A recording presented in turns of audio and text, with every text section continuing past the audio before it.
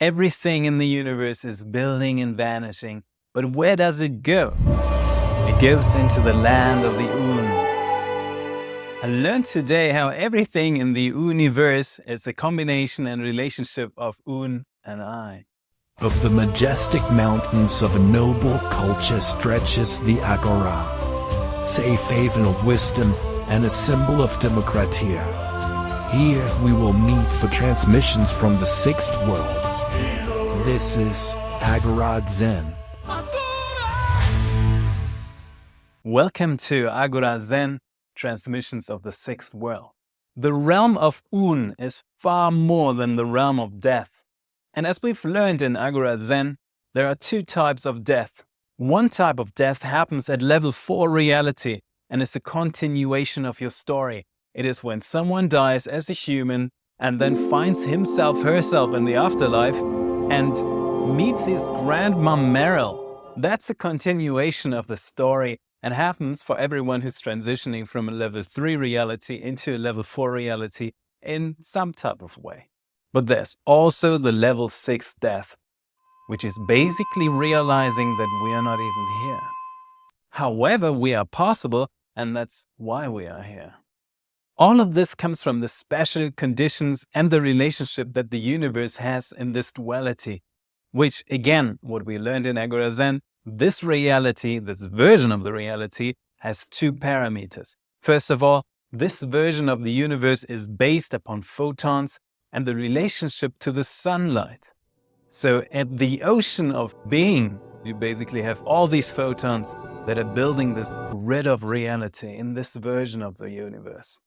And photons are actually the smallest particles of sunlight, and as we've learned, sun is the first birth giver of consciousness in our reality realm. That's why we have the halo around people who have reached self-activation. The second aspect of this version of the universe that we're inhabiting right now is the dualistic approach that the universe takes in order to make this geometry possible and experienceable.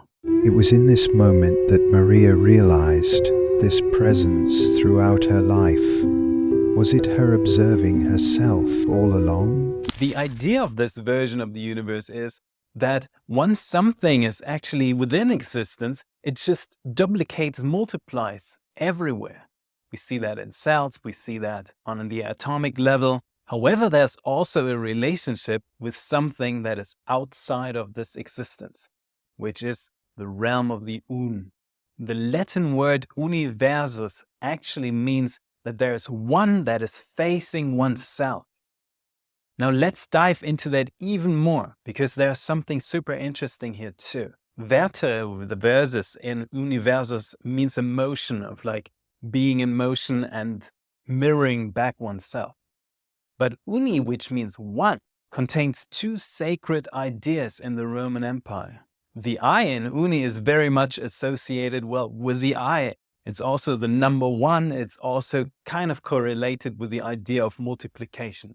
But the phonetic sound un goes back to one of the 5 sacred and holy languages that used to be here on this planet before some of them vanished. In a binary world, the un is the 0 in this play, and it can't actually be displayed. Yet, as everything in the universe, the un is alive.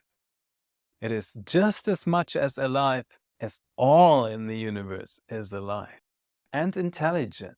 The Un has actually 2 main functions in the universe. It is the deselection tool of the universe. It is kind of the principle of erasing something in the universe, because as the universe is just one organism that is connected to everything, it needs this type of geometry, this trick to make something deselect. And I know we have a lot of yogis out there who are following me, so when you dive into the idea of Shiva, then one of his aspects is actually the being of the change, the smooth changer. Shiva's non-existence is exactly what describes the Un perfectly. However, he adds the component of being so self-realized and so well-healed that he can be the change in each moment and make it smoothly and happily. You might now ask, Hey Tim, does being 6 have any type of relationship with the Un? Well, thank you for asking. Yes, being 6 is connected to the Un, just as anything else is connected to it too. In ancient philosophies, and philosophies is actually the ancient Greek word for love of the truth, we often find the relationship between the personalized form of the universe being in a relationship with a non-existing realm. In ancient philosophies, this is often described as the Urangst. And the word Ur, by the way, is another word that comes from the sacred languages and means dating back to the very first moment when the universe was. That's how old the universe is. So being 6 found a really elegant and approachable way of solving this. By realizing that we are all the same organism, we get the chance to see ourselves in the non-experienceable realm. And as anything in the universe, this can be a realm that we can make friends with, because it is intelligent, and it is self-learning, and it is self-communicating as well. By the way, Agura Zen is made possible and inspired by our monthly Agora meetings, where you can ask me questions and we can talk about things in the universe and explore these things together. It brings your reality closer to what you can actually experience. And we made it possible and available for the cost of just one freaking coffee per month. So for $5, you can join Agora and meet us every month and explore deeper content. In that very moment, something super beautiful happens, because the Un and Shiva is also the same realm where all existence is being selected from. It is literally the realm of infinite possibilities until they are selected, and then they become part of the I experience. One of the best ways to get into communication with one's own universe is to learn and apply some of the techniques of modulation of energies and communication. If you're interested in that, there's the Star Tactics Academy on www.allshifthappily.now.com, where you get into the experience of modulating the realm of existence happily with all other Star members. So join Star. Pretty cool. So before we wrap this episode of Agura Zen up, here's my appel. There is a chance for making friends with the unknown of the universe and dissolve a lot of fear into the Un.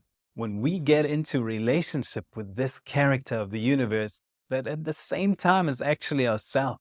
And by learning how to select and deselect, but especially select nice things in the universe, we can honor this aspect of the universe. Because you can imagine that the unknown of the universe just wants to be loved as well. And you can help and support these life forms of the Un by learning how to select and deselect what actually makes you happy in the universe. So with that being said, I'll shift happily now. Now this Urangst is actually in relationship with the existing embodiment of the universe, and I think I already said that.